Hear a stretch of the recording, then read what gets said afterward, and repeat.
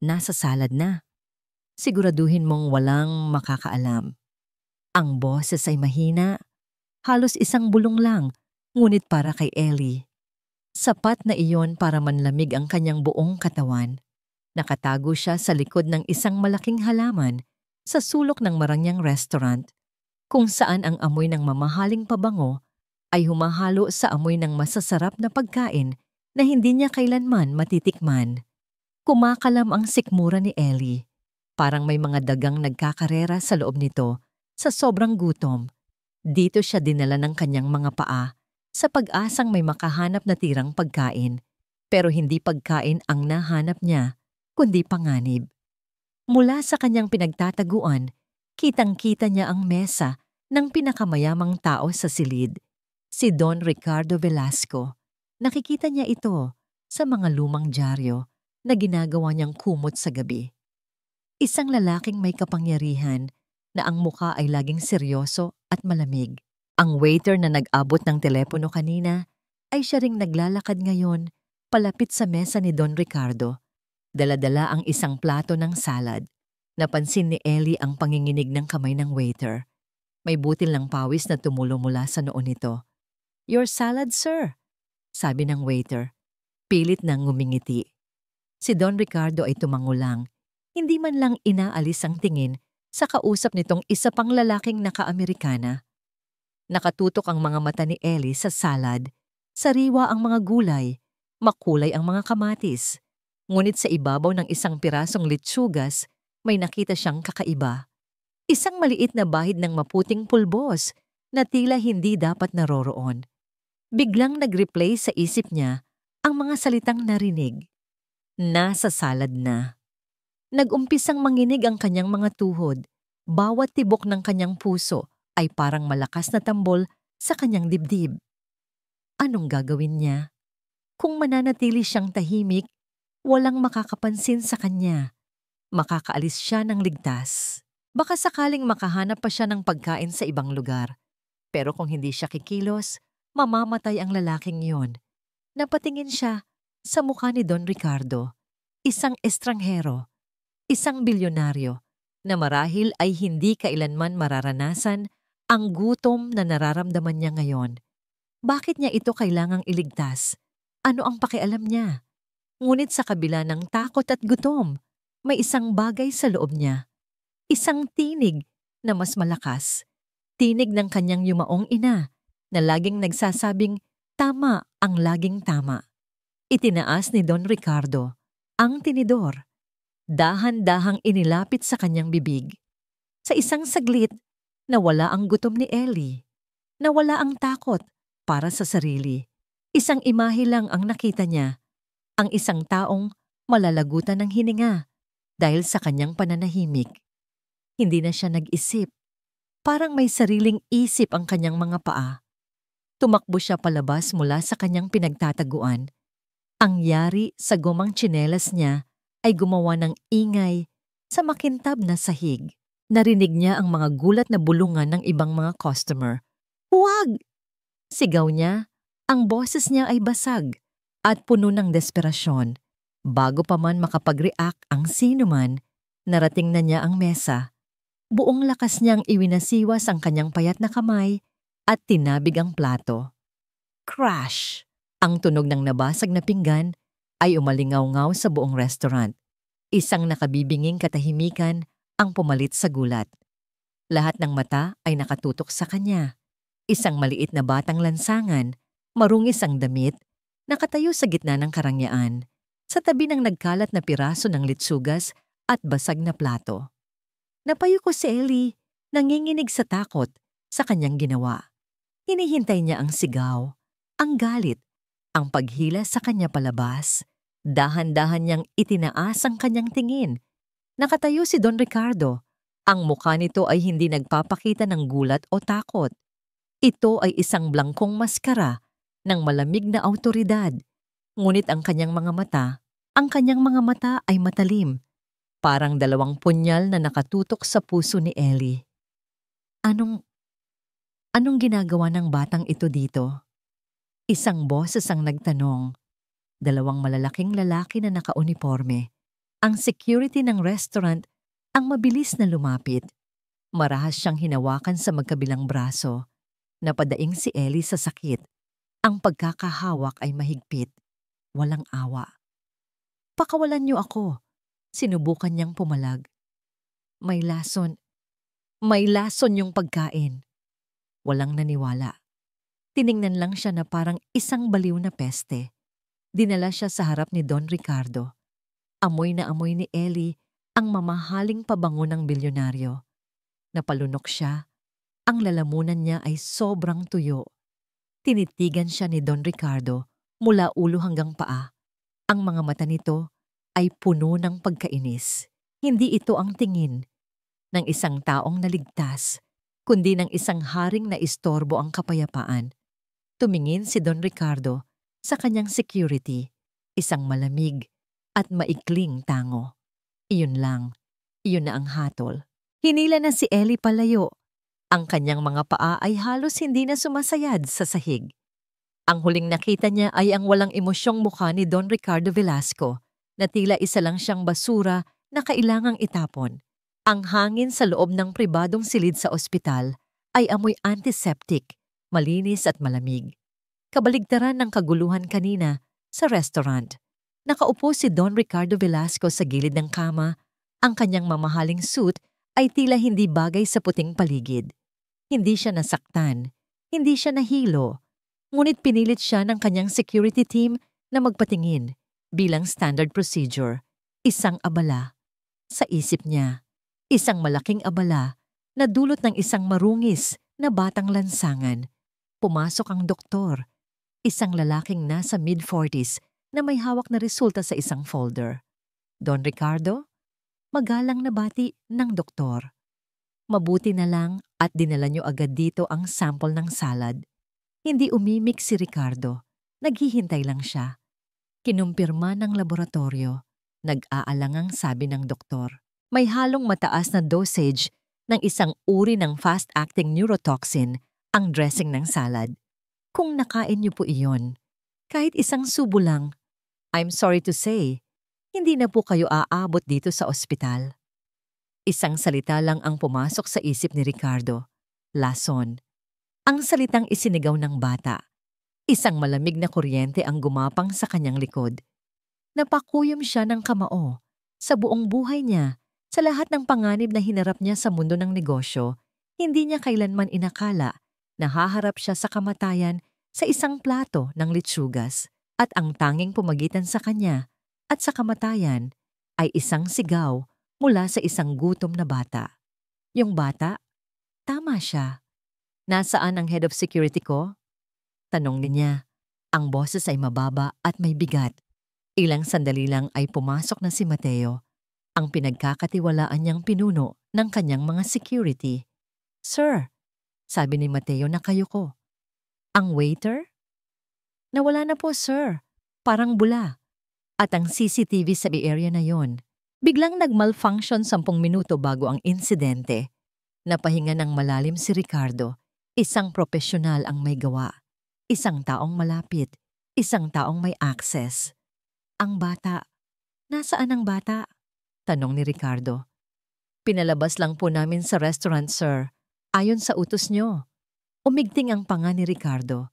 Naalala niya ang malamig na pagtango niya. Ang paghatol.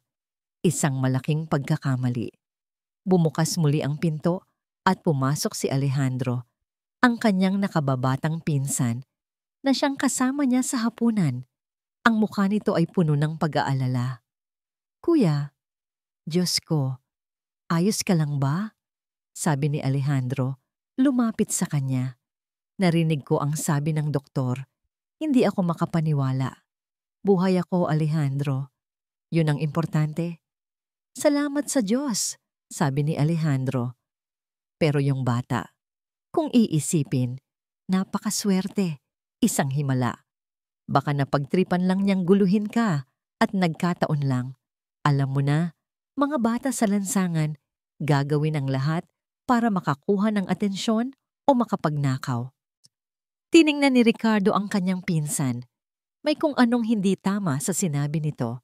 Isang bagay na masyadong madali. Masyadong convenient na paliwanag. Hindi yun swerte, maring sabi ni Ricardo. Tumingin siya kay Mateo. Hanapin niyo ang bata. Ngayon din. Pero kuya, protesta ni Alejandro. Isa lang siyang hamak na, sinabi kong hanapin niyo siya. Pag-uulit ni Ricardo, ang boses niya ay hindi na pakiusap, kundi isang utos na hindi maaaring suwayin. Ilang oras ang lumipas, gabi na nang matanggap ni Ricardo ang tawag. Natagpuan nila si Ellie sa isang madilim na eskinita, nanginginig sa lamig, yakap-yakap ang sarili. Si Ricardo mismo ang nagpunta. Pagbaba niya sa kanyang itim na kotse, naabutan niya si Ellie na nakasandal sa isang pader na puno ng dumi. Nang makita siya ng bata, agad itong umatras. Ang mga mata ay nanlalaki sa takot. Akala siguro nito ay babalikan siya para saktan. Walang sinabi si Ricardo. Dahan-dahan siyang lumapit. Hinubad niya ang kanyang mamahaling Amerikana at maingat na ipinatong sa mga balikat ng nanginginig na bata. Napatingin si Ellie sa kanya, puno ng pagtataka. Tinitigan ni Ricardo ang bata. Sa ilalim ng dumi, nakita niya ang matatalinong mata. Nakita niya ang tapang. Sumama ka sa akin, sabi ni Ricardo. Ang boses niya ay hindi mainit, pero hindi na rin ito kasing lamig ng kanina. Walang pag-aalinlangan sa mukha ng bata. Tila naiintindihan nito na wala na siyang ibang pagpipilian. Tumango lang ito. Ang biyahe papunta sa mansyon ng mga Velasco ay tahimik. Si Ellie ay nakaupo sa malambot na leather seat, nakatingin lang sa labas ng bintana, namangha sa mga ilaw ng syudad na parabang ngayon lang niya nakita.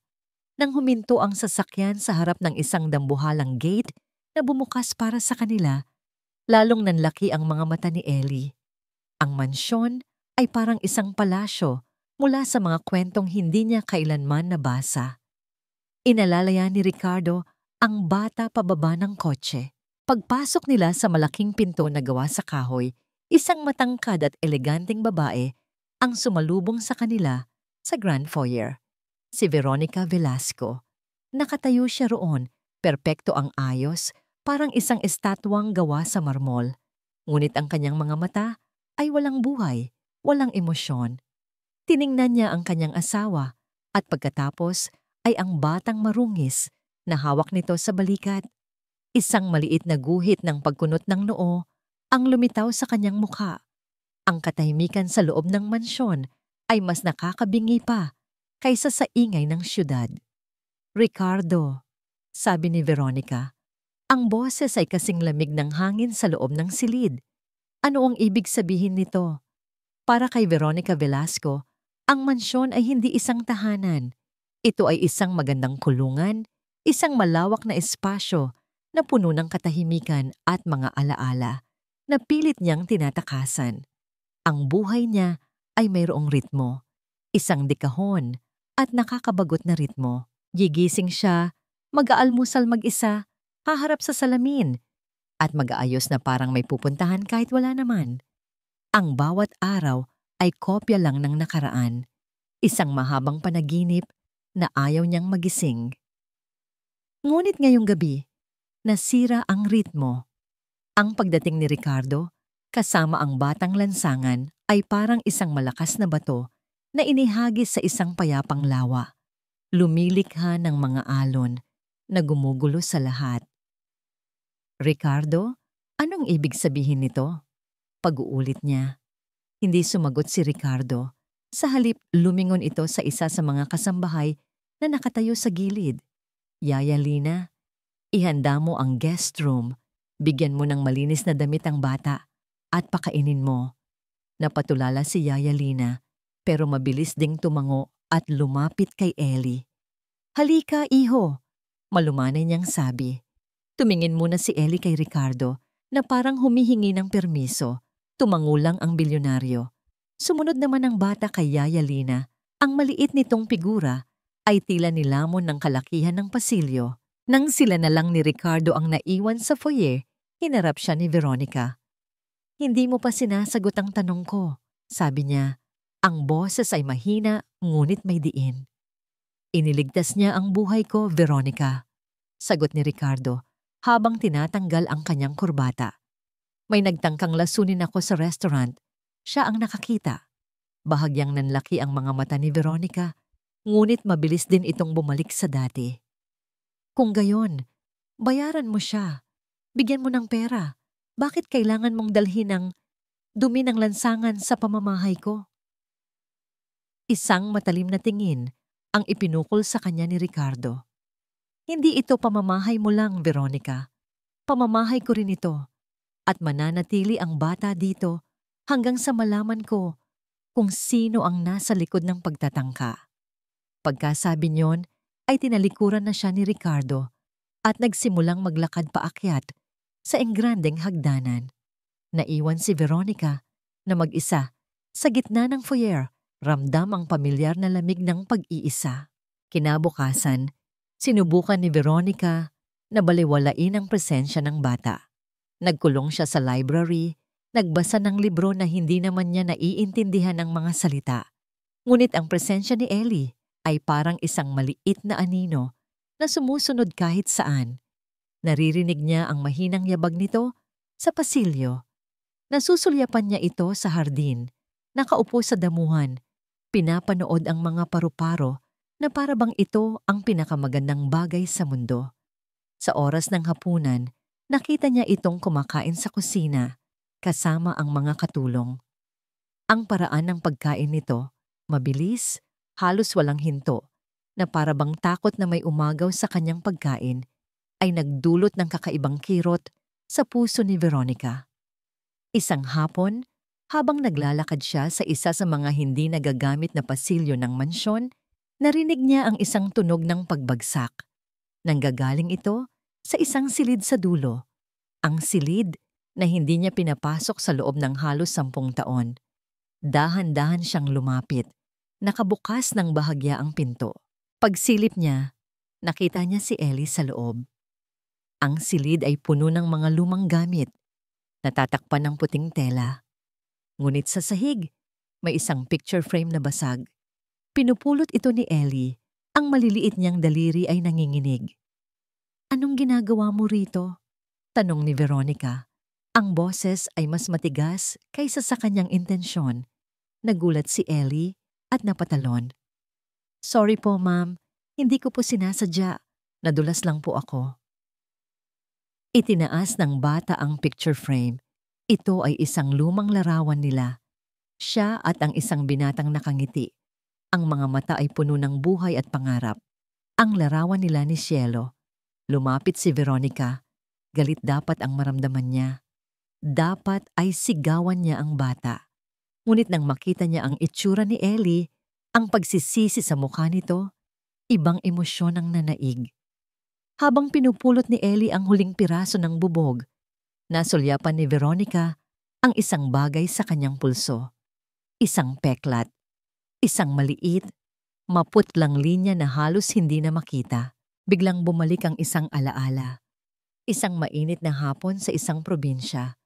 2 bata na naglalaro sa ilalim ng puno ng mangga.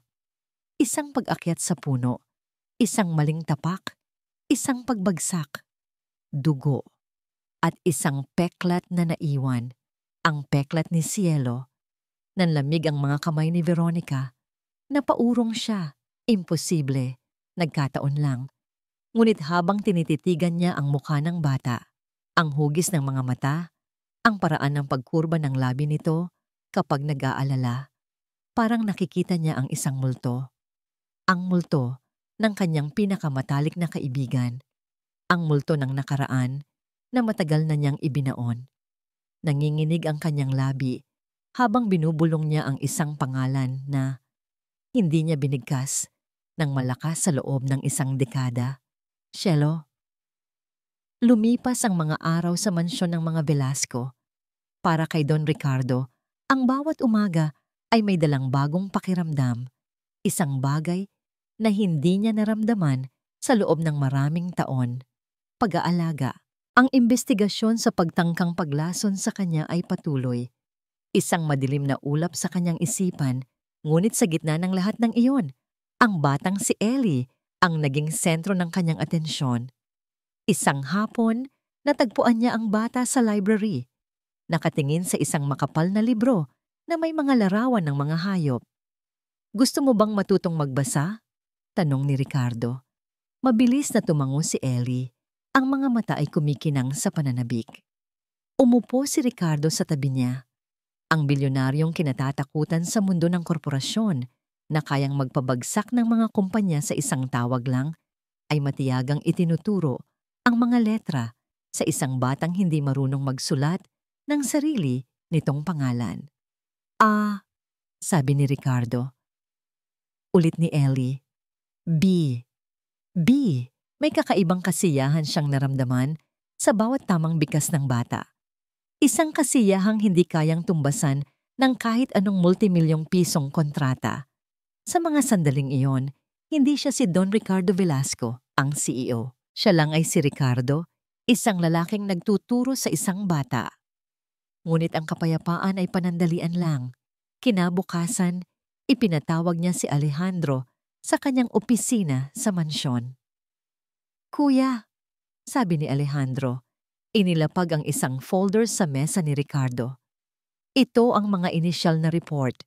Tiningnan namin ang lahat ng mga kakumpetensya mo, lalo na ang mga natalo sa huling bidding para sa G-Corp project. Kilala mo naman sila, kuya. Mga desperado. Gagawin ang lahat para makuha ang gusto nila." Binuksan ni Ricardo ang folder.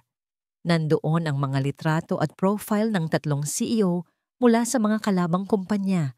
Kumpleto sa mga motibo, masyadong malinis, masyadong perpekto. "Ituloy niyo ang pag-iimbestiga," sabi ni Ricardo.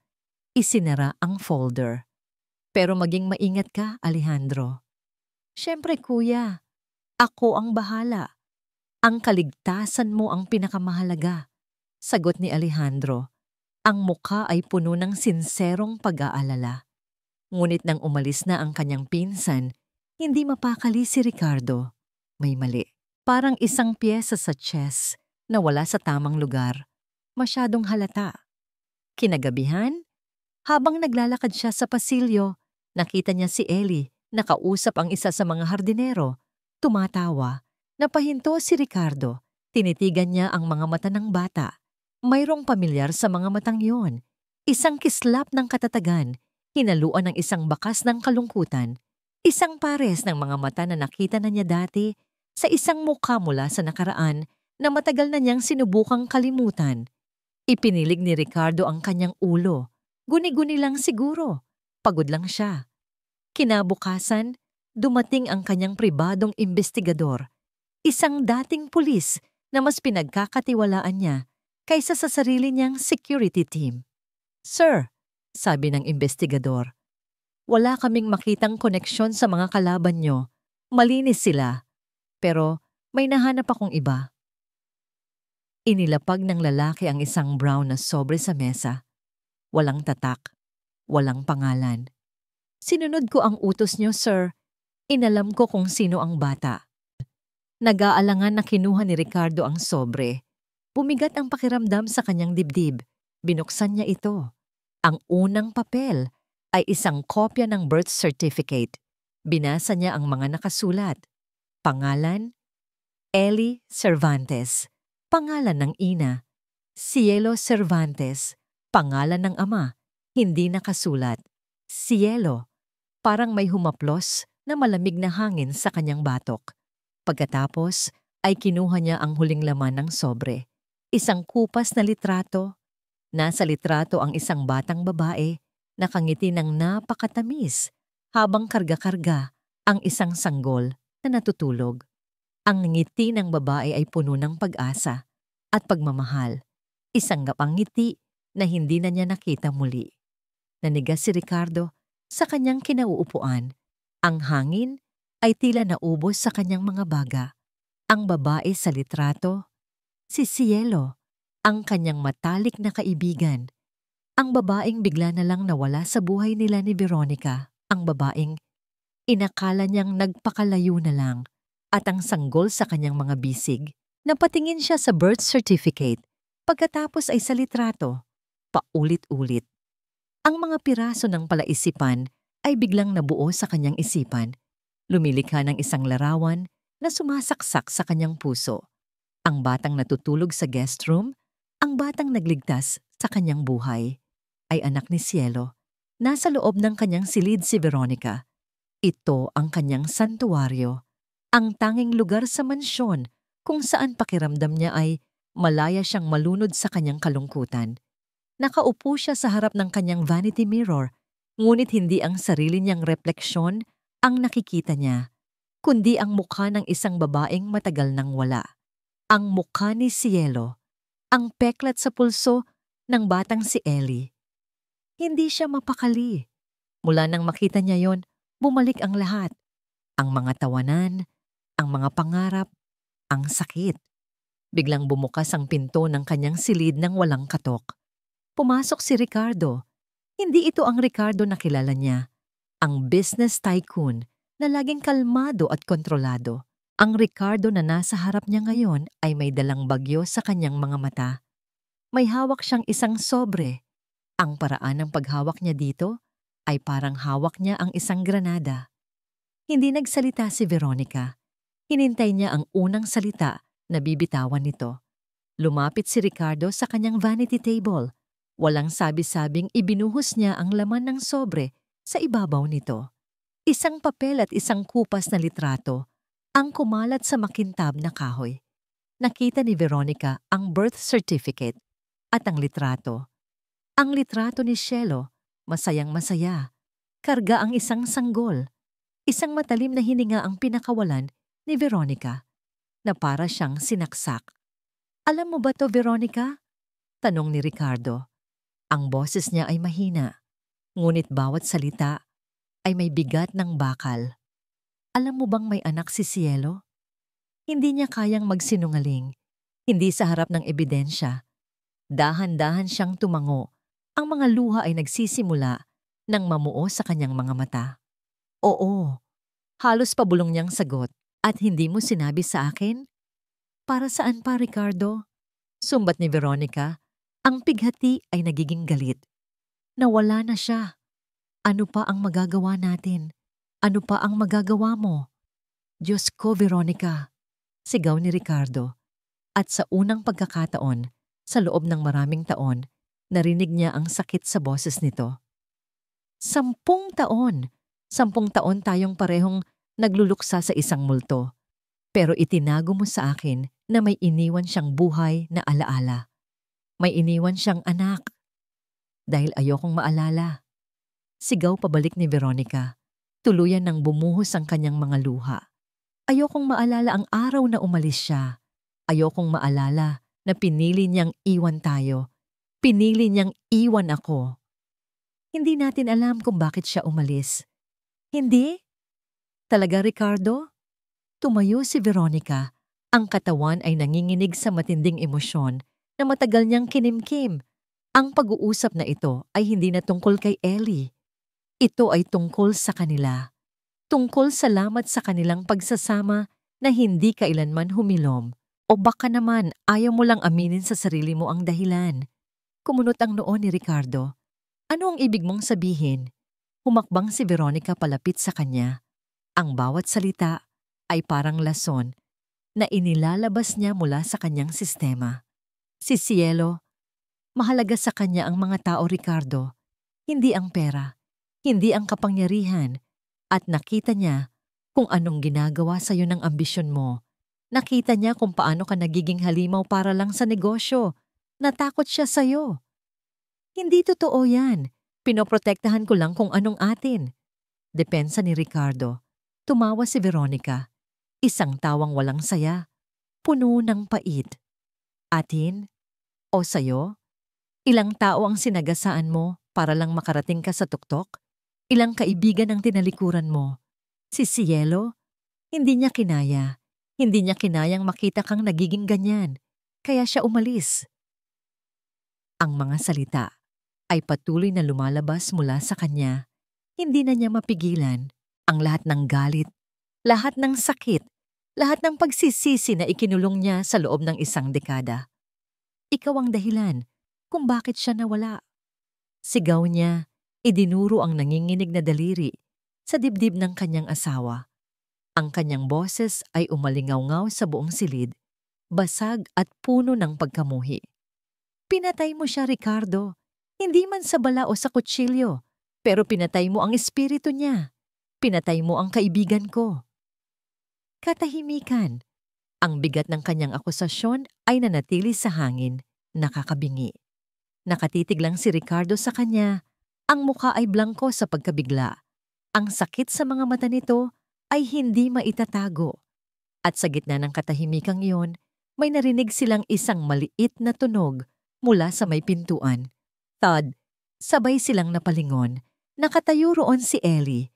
Hawak niya kanina ang isang malit na laruang kotse. Ang regalong ibinigay sa kanya ni Ricardo kahapon. Ngayon, ang laruan ay nasa sahig. Nahulog mula sa kanyang nanlamig na kamay. Ang mukha ng bata ay maputla. Ang mga mata ay nanlalaki sa takot. Narinig niya ang lahat. Mula sa dilim ng pasilyo, pinanood ni Alejandro Velasco ang eksena sa loob ng silid ni Veronica. Narinig niya ang bawat sigaw, bawat akusasyon, at nakita niya ang takot sa mukha ng batang si Ellie nang mahulog nito ang laruan. Habang ang lahat ay abala sa drama, si Alejandro ay kalmado, parang isang manonood sa isang dula. Ngunit sa loob-loob niya, ang kanyang isip ay gumagana na parang makina. Kinakalkula ang bawat posibleng susunod na hakbang. Nakita niya kung paano lumuhod si Ricardo sa harap ng bata. Sinusubukang pakalmahin ito. Ang mukha ng bilyonaryo ay nagpapakita ng isang emosyon na bihira niyang makita. Takot.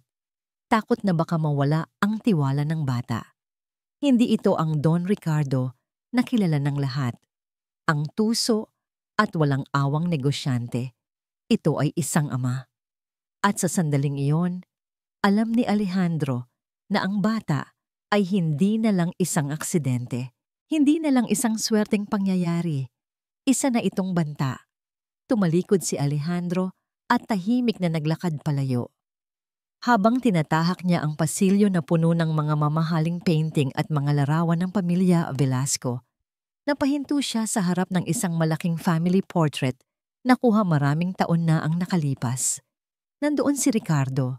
Binatilyo pa, nakatayo sa tabi ng kanilang lolo, ang nagtatag ng imperyo. Si Ricardo ang laging sentro ng atensyon. Naalala ni Alejandro ang kanyang kabataan. Lagi na lang si Ricardo. Si Ricardo ang matalino. Si Ricardo ang magaling. Si Ricardo ang tagapagmana. At siya? Siya ang pinsan. Ang anino. Ang laging nasa gilid. Isang pamilyar na pait ang gumapang sa kanyang dibdib. Sa loob ng maraming taon, tiniis niya ito. Naghintay siya. Nagplano. Nakita niya kung paano unti-unting kinain ng multo ng nakaraan ng kanyang pinsan, kung paano nito ginawang malamig at malayo si Ricardo. At iyon ang pagkakataon niya. Ang pagtatangkang paglason ay dapat sanang simula pa lang. Pero dumating ang bata. At ang batang ito, ang unti-unting nagiging tulay para muling magkalapit sina Ricardo at Veronica. Ang batang ito, ang nagiging liwanag sa madilim na mansyon.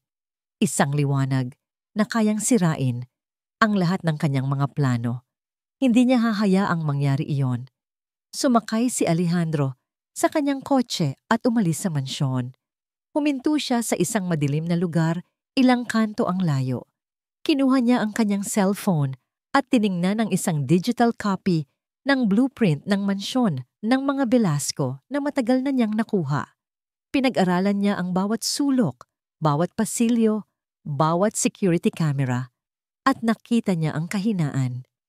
Ang hardin. Masyadong malawak, maraming pwedeng pagtaguan. At doon madalas mag-isang naglalaro ang bata kapag nalilibang ang mga bantay. Dinial niya ang isang numero na hindi nakasave sa kanyang contacts. Sinagot ito pagkatapos ng isang ring. "Boss?" Sabi ng boses sa kabilang linya. "Handa ka na ba?" Tanong ni Alejandro. Ang boses ay kalmado at walang emosyon. "Lagi, boss.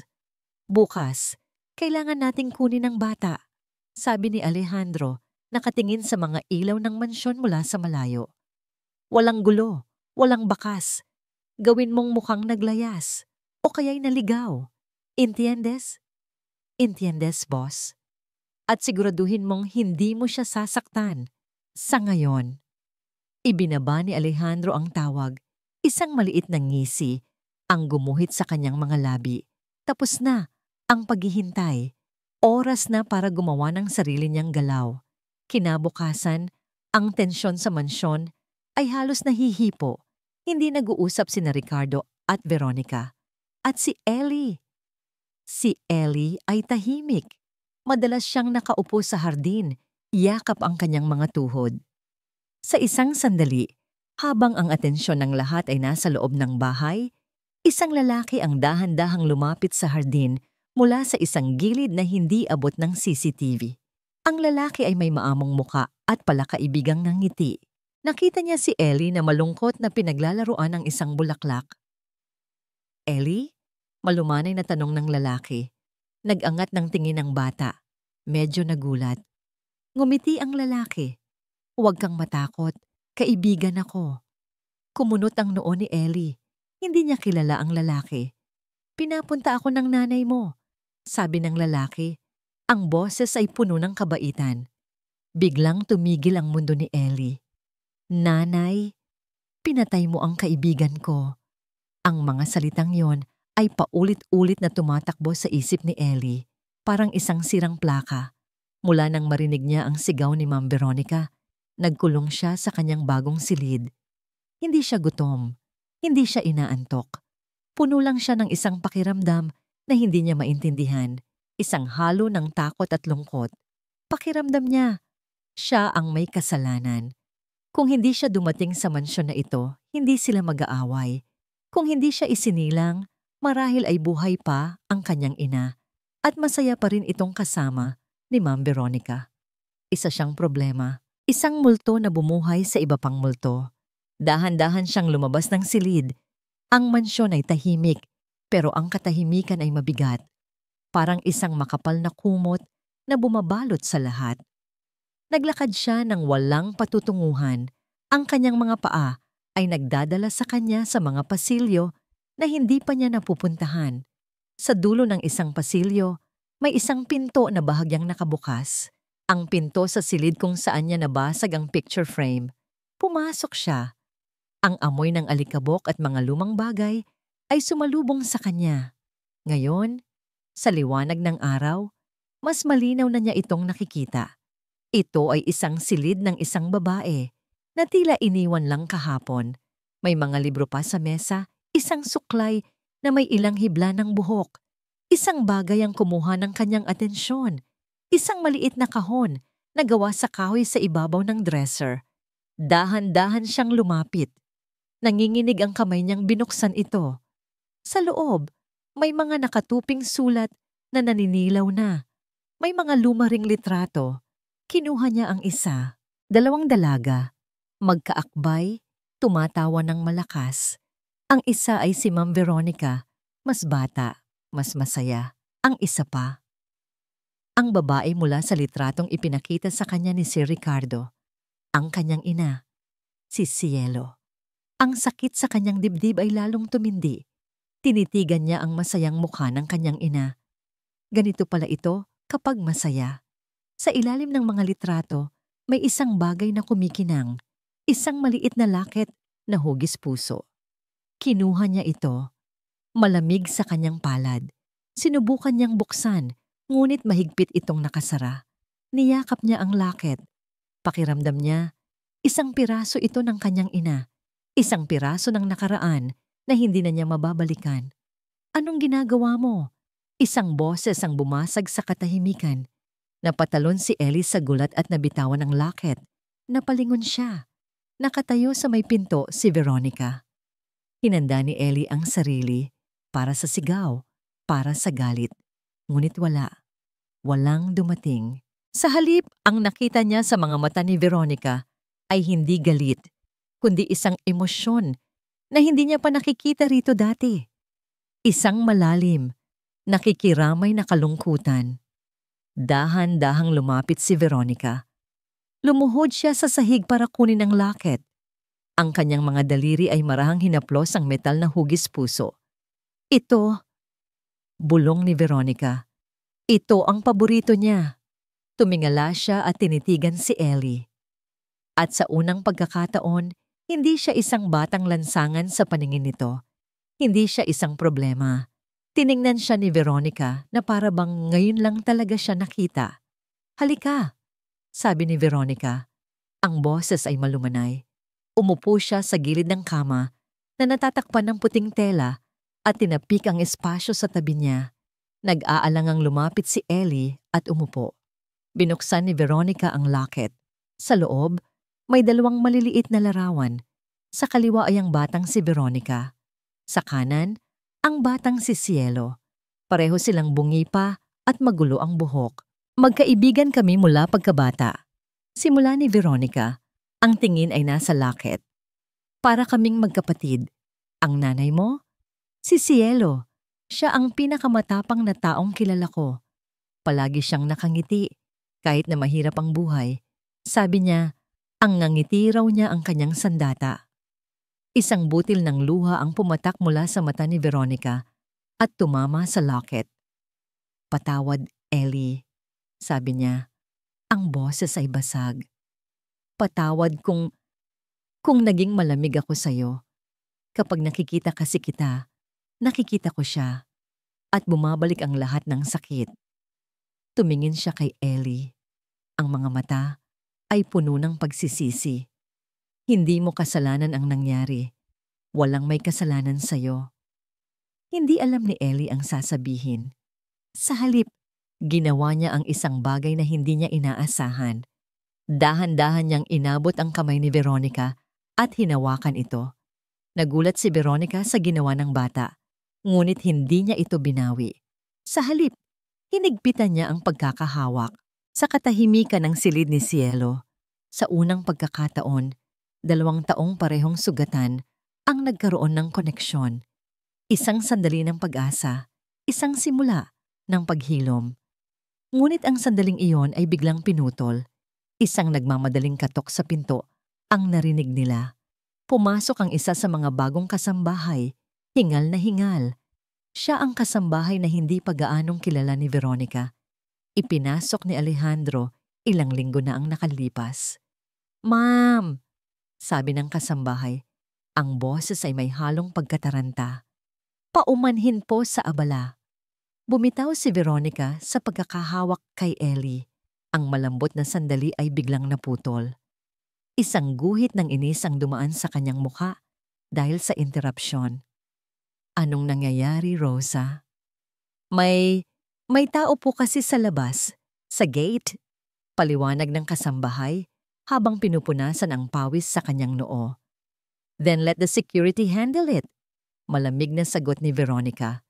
Babalik na sana siya ng tingin kay Ellie nang muling magsalita ang katulong. Pero ma'am, nag-aalangang sabi ni Rosa. Ang sabi po niya, matagal na raw po niyang kaibigan si Ma'am Cielo. Natigilan si Veronica. Ang lahat ng kulay ay tila nawala sa kanyang mukha. Ang katulong, na hindi napapansin ang pagbabago sa reaksyon ng kanyang amo, ay nagpatuloy.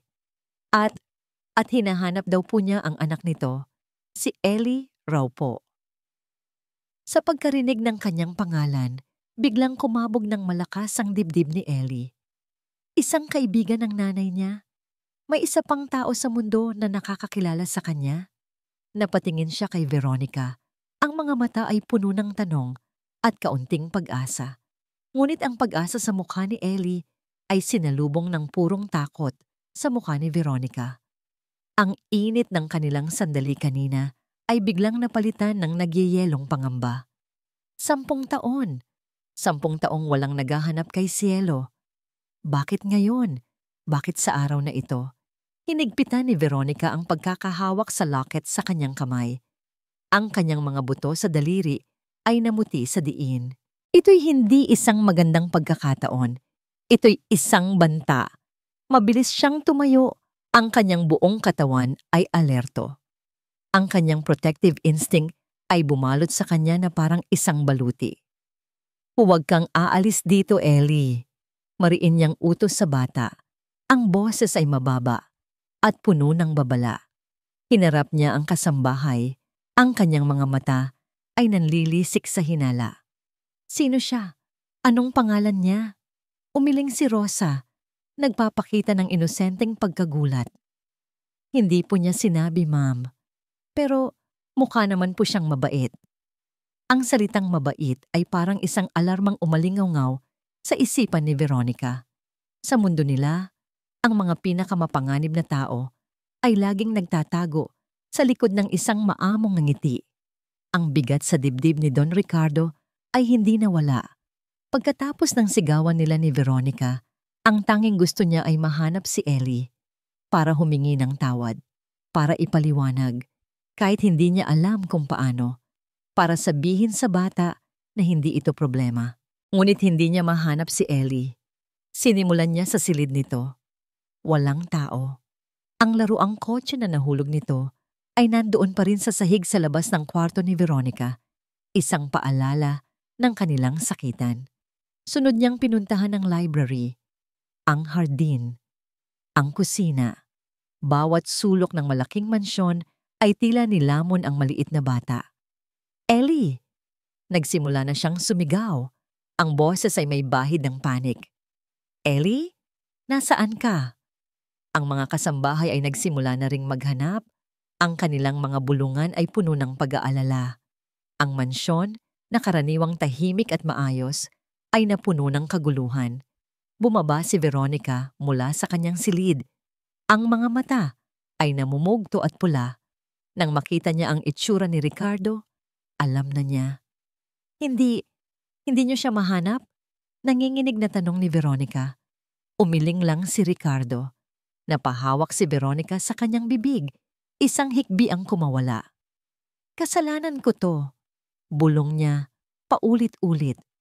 Dapat hindi ko siya iniwan mag-isa doon.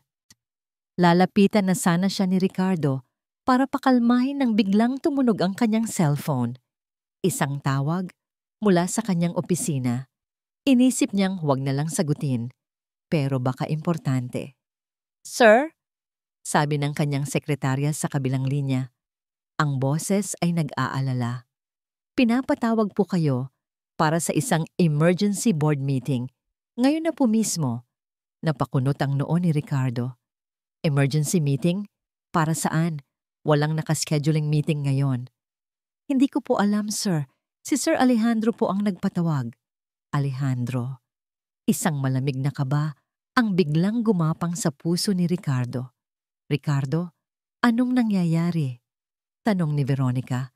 Nakikita ang pagbabago sa kanyang mukha. Kailangan ako sa opisina. Sabi niya, ang isip ay gulong-gulo. Babalik ako agad. Ipatuloy niyo ang paghahanap. Tignan niyo ang bawat sulok. Sa biyahe papunta sa Velasco Tower, libo-libong bagay ang tumatakbo sa isip ni Ricardo. Si Ellie, si Veronica, at ngayon, si Alejandro. Pagdating niya sa boardroom, naramdaman niya agad ang tensyon. Lahat ng board members ay naroon, nakaupo sa paligid ng mahabang mesa. Ang kanilang mga mukha ay seryoso, ang kanilang mga mata ay umiiwas sa kanya. Sa dulo ng mesa nakatayo si Alejandro. Ang kanyang mukha ay hindi nagpapakita ng tagumpay, kundi ng isang pekeng kalungkutan na para bang siya ang biktima. Ricardo, sabi ni Alejandro, mabutit nakarating ka.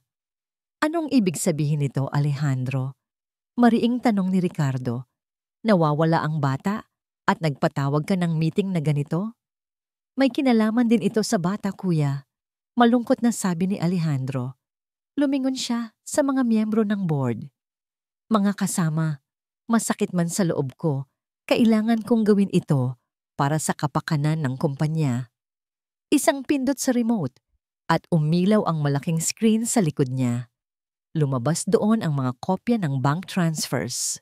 Milyon-milyong piso na inilipat mula sa isang subsidiary ng Velasco Corp papunta sa isang offshore account na hindi pamilyar. Sa loob ng maraming taon, sabi ni Alejandro, May mga pondong nawawala sa kumpanya.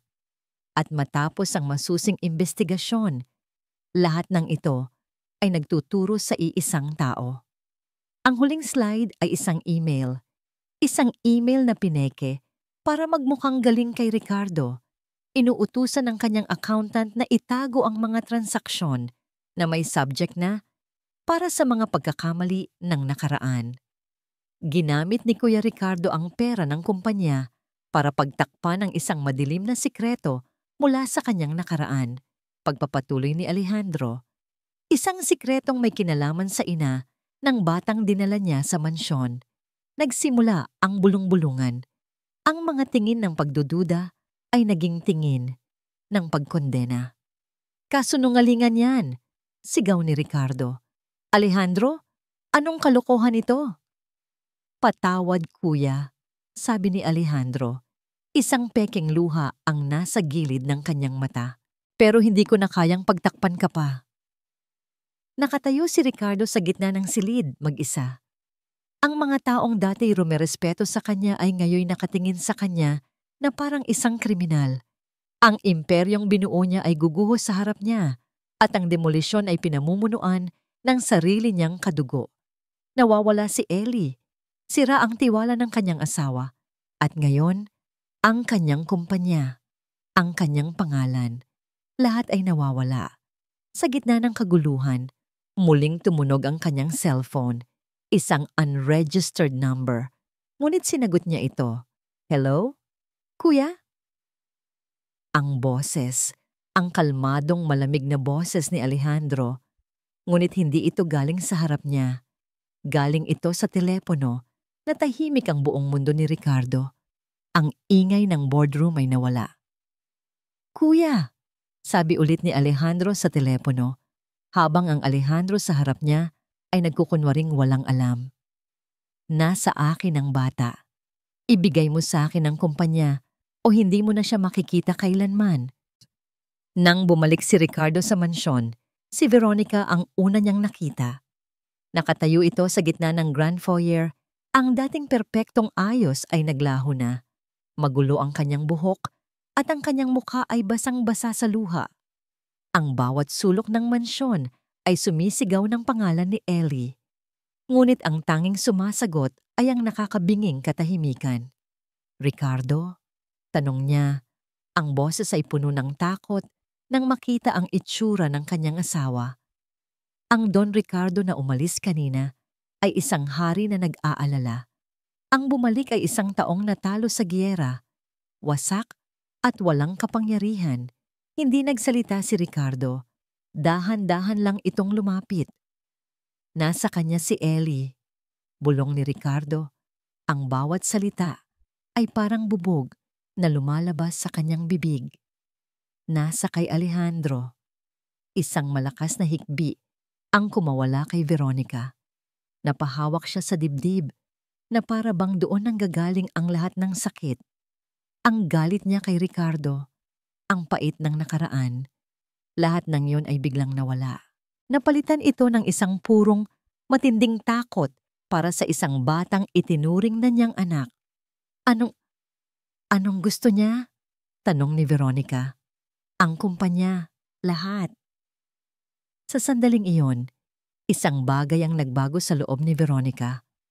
Ang babaeng laging nagtatago sa anino ng nakaraan ay biglang nagising. Ang kalungkutan ay napalitan ng determinasyon. Tumakbo siya paakyat sa hagdan, patungo sa silid ni Cielo. Veronica, saan ka pupunta? Sigaw ni Ricardo. Pagbalik niya, may hawak na siyang isang luma at naninilaw na sobre. Ang kamay niya ay nanginginig habang inaabot ito kay Ricardo. Basahin mo, sabi niya. Dapat matagal ko na itong ipinabasa sa'yo. Nagtatakang kinuha ni Ricardo ang sobre. Sa loob ay isang sulat. Ang tinta ay medyo kupas na. Boses ni Cielo ang tila bumubulong sa bawat salita. Hindi ito isang sulat ng pagkamuhi. Hindi ito isang sulat ng pagtakas mula sa ambisyon ni Ricardo. Ito ay isang sulat ng pamamaalam at pagprotekta. Nakasulat doon kung paano natuklasan ni Cielo ang isang madilim na sikreto ng sariling pamilya ni Veronica. Isang sikreto ng utang at koneksyon sa mga mapanganib na tao. Umalis si Cielo, hindi dahil natakot siya kay Ricardo, kundi dahil natakot siya para kay Veronica. Umalis siya para ilayo ang atensyon ng mga taong ito mula sa kanyang kaibigan. Dala-dala ang isang pasanin na hindi sa kanya para lang mailigtas ang nag-iisang kapatid na kinalakihan niya. Habang binabasa ni Ricardo ang sulat, ang mga pader na matagal na niyang itinayo sa paligid ng kanyang puso ay unti-unting gumuho. Ang bigat ng kasalanan na pinasan niya sa loob ng isang dekada, ang paniniwalang siya ang dahilan ng pagkawala ni Cielo, ay biglang nawala. Napaluhod siya at sa harap ng kanyang asawa, sa unang pagkakataon, sa loob ng maraming taon, ang dakilang Don Ricardo Velasco ay umiyak. Umiyak siya para sa nawalang kaibigan. Umiyak siya para sa mga nasayang na taon. Umiyak siya para sa pag-ibig na akala niya'y patay na. Lumapit si Veronica at lumuhod sa harap niya. Hinawakan niya ang mukha ng kanyang asawa. Tumingin sila sa isa't isa, hindi na bilang dalawang estranghero na nakatira sa iisang bubong, kundi bilang 2 taong nagkakaintindihan. "Patawarin mo ako, Veronica," sabi ni Ricardo. "Pareho tayong nagkasala," sagot ni Veronica. "Pero ngayon, kailangan nating itama ang lahat para kay Ellie." Sa gitna ng kanilang pag-uusap, muling tumunog ang telepono ni Ricardo. Si Alejandro. Tumingin si Ricardo kay Veronica. Isang tingin lang, nagkaintindihan na sila. Tumango si Veronica. Kinuha ni Ricardo ang telepono. "Sige," sabi niya. Ang boses ay nagpapanggap na talunan. "Pumapayag na ako. Ibibigay ko sa iyo ang lahat. Huwag mo lang sasaktan ang bata." Habang kausap ni Ricardo ang kanyang pinsan, kinukuha ang mga detalye ng lugar ng pagkikita. Si Veronica naman ay tahimik na kumukuha ng sarili niyang telepono. Nanginginig ang kanyang mga daliri habang nagdadial siya ng 3 numero. 1217. Nang matapos ang tawag ni Ricardo, tumingin siya sa asawa. "Isang abandonadong warehouse sa may pier," sabi niya. "Ako lang daw mag-isa." "Delikado," sabi ni Veronica.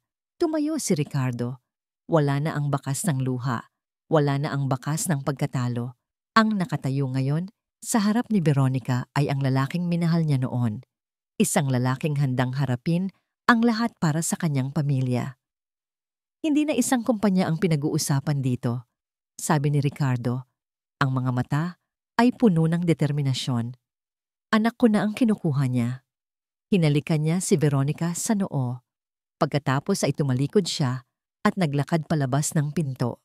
Mag-isa, patungo sa isang lugar na alam niyang maaaring isa itong bitag na walang balikan.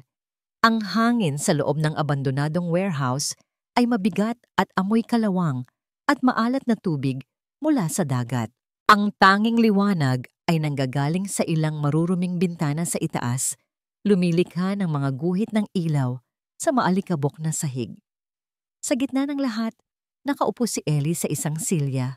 Ang mga kamay ay nakatali sa likod. Hindi siya umiiyak. Ang mga mata niya ay nakatutok kay Alejandro. Puno ng tapang na hindi inaasahan ng nag-iisang Velasco na naroon. Naglakad si Don Ricardo papasok. Ang bawat hakbang niya ay mabigat, ngunit hindi dahil sa pagkatalo. Dahil sa determinasyon. "Kuya," bati ni Alejandro. Isang mapanuyang nangiti ang nasa kanyang mga labi. "Mabuti naman at marunong kang sumunod sa usapan." Hindi pinansin ni Ricardo ang kanyang pinsan. Ang kanyang mga mata ay nakatuon lamang kay Ellie. "Ayos ka lang ba, anak?" Sa salitang anak, bahagyang nagbago ang ekspresyon ni Ellie. Isang maliit na kislap ng pag-asa. Tumango siya. "Nakakaantig," sarkastikong sabi ni Alejandro. Ang dakilang Don Ricardo nagkaroon ng puso. Sayang at huli na ang lahat. "Pirmahan mo na ang mga papeles na ito," sabi niya. Itinuturo ang isang folder sa ibabaw ng isang kalawanging bariles. "Pagkatapos, malaya na kayong umalis." Dahan-dahang lumapit si Ricardo sa bariles. Hindi niya tiningnan ang mga papeles. Sa halip, tiningnan niya si Alejandro ng diretso sa mata. "Bakit, Alejandro?" tanong ni Ricardo. Ang boses ay kalmado. "Hindi ba't sapat na ang lahat ng ibinigay ko sa'yo? Itinuring kitang kapatid." Tumawa si Alejandro. "Kapatid? O anino? Palagi na lang ikaw, Ricardo. Ikaw ang magaling. Ikaw ang bida. Habang ako, laging nasa likod mo, nag-aabang sa mga mumo na iniiwan mo. Pagod na ako. Panahon na para ako naman." Biglang umalingaungaw ang tunog ng mga sirena sa labas. Mabilis. Palapit. Nanlaki ang mga mata ni Alejandro sa gulat at pagtataksil. Tumingin siya kay Ricardo. "Traidor ka!"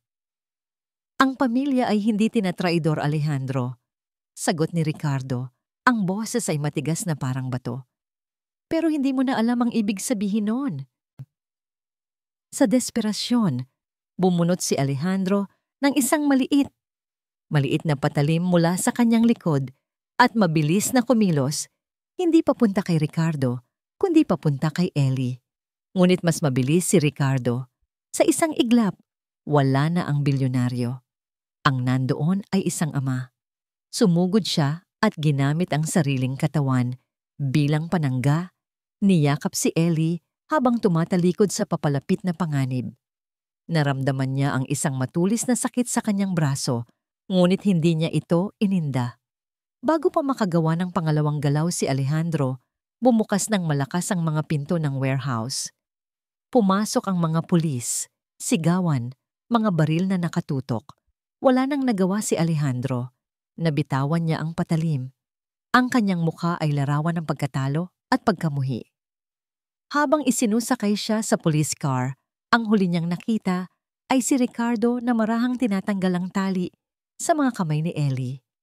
Pagkatapos ay pumasok si Veronica, tumatakbo. "Ricardo! Ellie!" Niyakap niya ang dalawa. At doon, sa gitna ng dumi at kalawang ng isang abandonadong bodega, ang 3 taong pinaghiwa-hiwalay ng nakaraan ay sa wakas ay nabuo. Isang pamilya. Makalipas ang ilang buwan, ang araw ay maliwanag at ang hangin ay sariwa. Isang maliit na gusali na bagong pinta ang nakatayo sa isang malinis na lote. Sa harap, isang malaking banner ang nakasabit, ang pagbubukas ng unang tahanan ng The Cielo Project. Maraming tao, may mga kamera, ngunit sa gitna ng lahat, ang atensyon ay nasa 3 tao sa harap. Si Don Ricardo. Suot ang isang simpleng polo shirt ay nakangiti. Isang nangiting abot sa kanyang mga mata. Sa tabi niya ay si Veronica. Ang mukha ay nagliliwanag sa kaligayahan na matagal nang nawala. At sa gitna nila, hawak ang isang malaking gunting kasama nila ay si Ellie. Nakasuot ng malinis na damit. Ang kanyang ngiti ang pinakamaliwanag sa lahat. Sabay-sabay nilang ginupit ang pulang ribon. Nagpalakpakan ang mga tao. Tiningnan ni Ricardo ang kanyang asawa at ang batang nagbago ng kanilang buhay. Natanto niya na ang tunay na pamana ay hindi ang mga toring gawa sa bakal at salamin, hindi ang mga numero sa bank account.